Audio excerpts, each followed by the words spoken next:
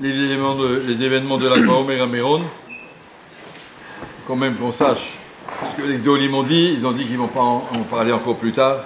Pour le moment, on doit être nocé beol, chacun, après M. Kanevski a dit hier matin, chacun doit se sentir concerné, solidaire, à sentir la souffrance de l'autre comme si c'est la sienne. Imaginez toutes les souffrances des parents qui ont perdu leurs enfants, des enfants qui ont perdu leurs parents, et toutes sortes de choses, des bachouim qui ont perdu leur chavruta, toutes sortes de souffrances. Il faut se mettre à la place de ces gens-là, pas laisser passer et dire c'est passé, tant pis, c'est comme ça. Mais premièrement, no sebe olim chavero, ressentir le hall de partager le hall des autres gens. Ça, c'est la première chose. En tout cas,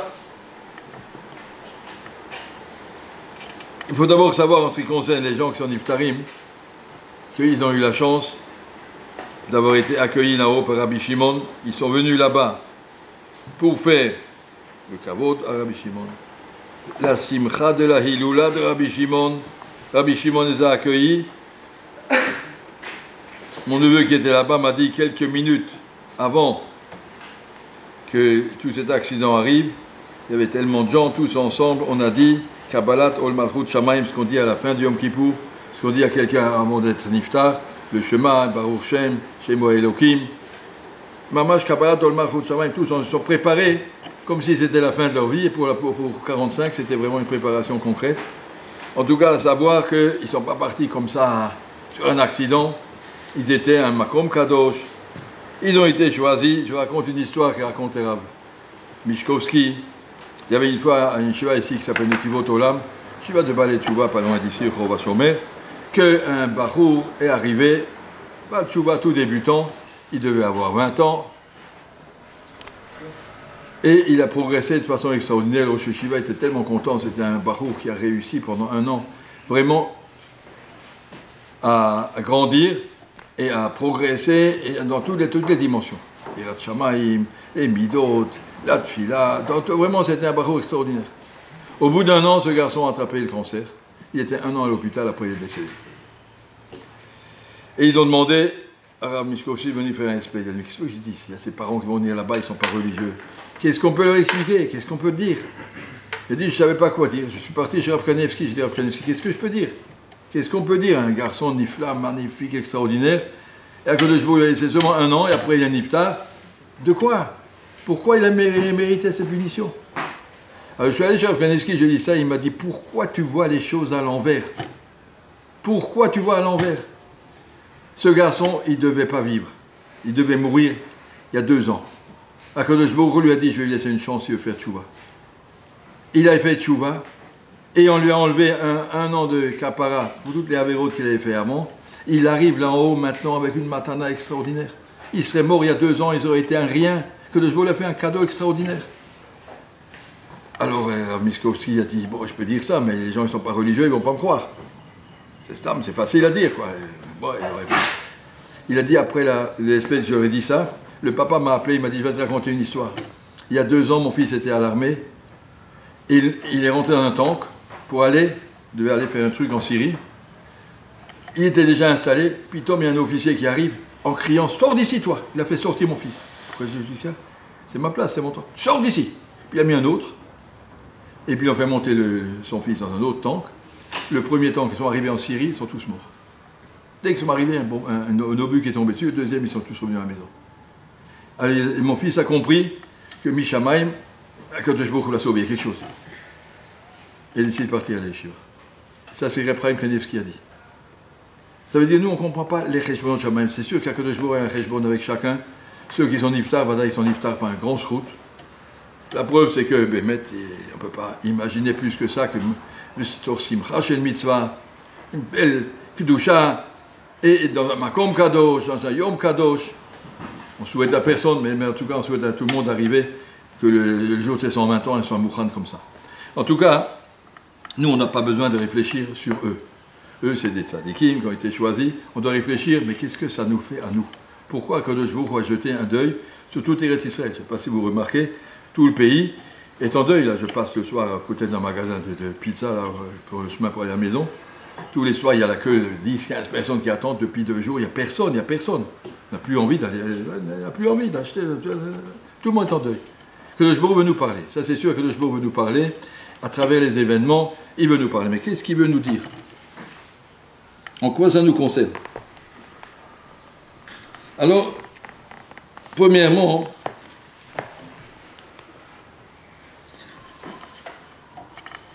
on a eu 1 an de Corona. Baruch Hashem en Eretz Israël, on a l'impression qu'on est sorti et qu'on peut souffler.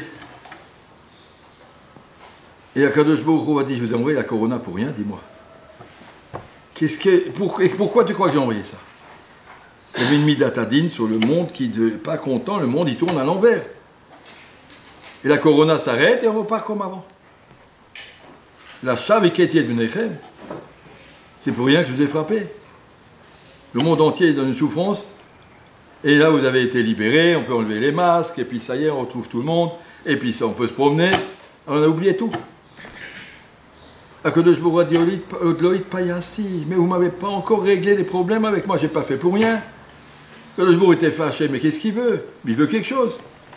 Et nous, on reste là, on continue à vivre comme s'il n'y avait rien. La Midat Hadin était me cadrée sur Am Israël, il y avait un quitou, il y avait une accusation, n'est pas au niveau de ce qu'Hachem attend de nous. Ils ont envoyé un corona, pas seulement à nous, au monde entier. Le monde, il est complètement tordu, le monde il est parti maboule. Il a ouvert la 51e porte de Touma, de plus en plus, on s'enfonce. Et là, en Israël, on ne fait rien. Et nous, les Israël, que de jour nous a lâchés, mais pas pour nous lâcher. Pour nous dire, mais montrez maintenant ce que vous avez compris, montrez ce que vous faites. Et comme on n'a rien compris, que de jour, il a mis encore une claque. C'est sûr que ça doit être un raisonnement comme ça qu'il faut penser. Il y a quelque chose qui se passe. Qu'est-ce qu'Hachem attend de nous? Puisque, on voit, là, cette corona est partie, on va dire presque pour rien.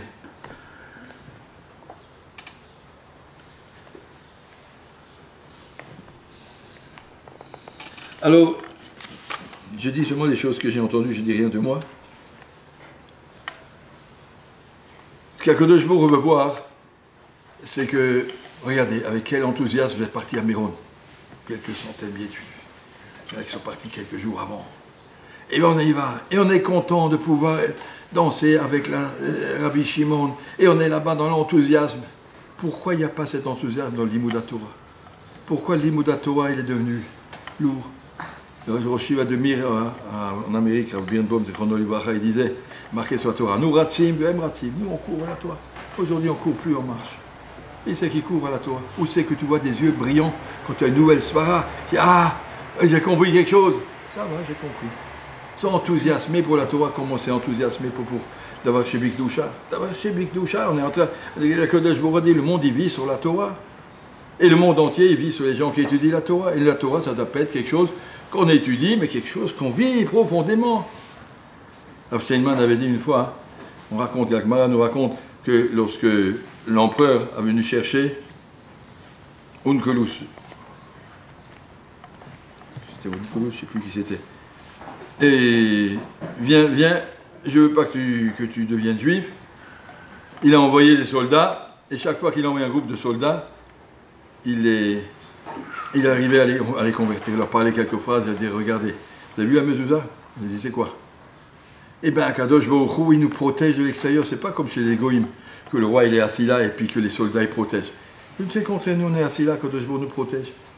Et ils ont entendu ça, ils sont convertis. Là, chaque fois, il a montré autre chose, ils sont convertis. Il a dit, comment ça se fait que quand Ungezer a dit ces choses-là, tout de suite, ça les a tellement impressionnés par des soldats que le roi a envoyés. Ça ne devait pas être des idiots, des gens importants. Le roi, il a envoyé 3 fois, il a envoyé un groupe, et il savait, il ne va pas envoyer n'importe qui, des gens. Et puis quand même, il a dit, comment ça se fait? Il a dit, il y a 3 façons de parler. On peut parler parce qu'on est un bon orateur, une belle Sfat Adibou, Sfat Apé. Il y en a qui ont mieux, qui ont Sfat Alev, qui parlent avec le cœur. Mais il y en a qui ont encore mieux, Sfat Aenaim, parler avec les yeux. Les yeux de Onkelos étaient brillants, ils n'ont pas pu résister. Ils ont vu l'éclair dans ses yeux, mais c'est Emet, ils ont vu combien qu'il le vit. Et ils ont dit, il a raison ce bonhomme, ils sont convertis. Ce qui manque, c'est cet enthousiasme de voir les éclairs dans les yeux, voir un bonheur d'une souria. Akadosh Baruch Hu, il veut que la Torah, c'est sa fille. Prenez-la, je vous l'ai donné. On est maintenant à 2 semaines de Kabbalat Torah. Comprendre que la Torah nous appelle.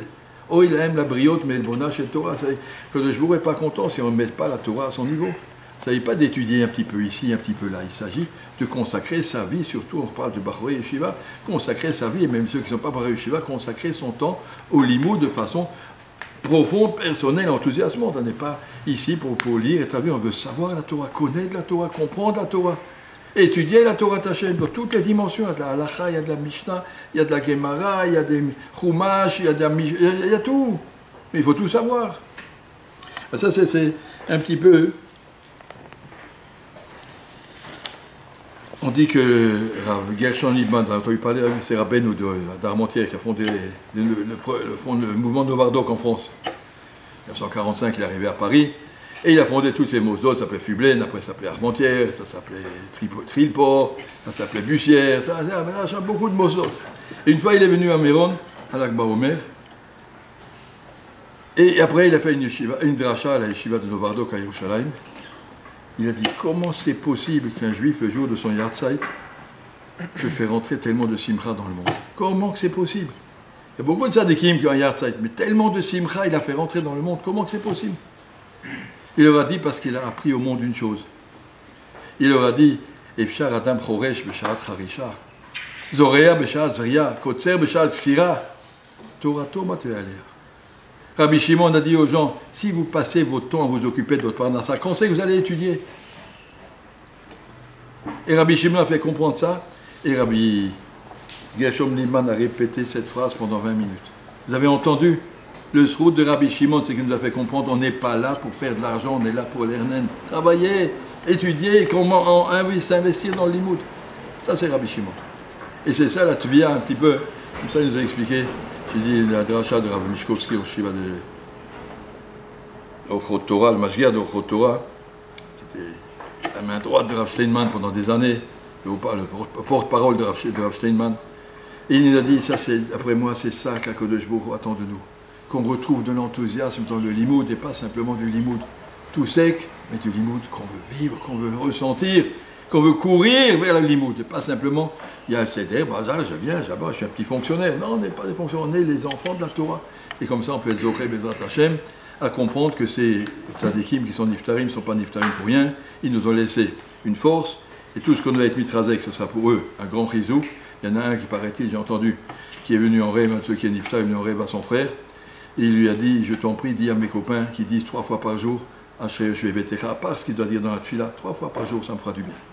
On ne sait pas qu'est-ce qu'ils veulent, en tout cas, il y a bataille que nous, on peut leur ajouter encore quelque chose. C'est un petit garçon qui a dit ça.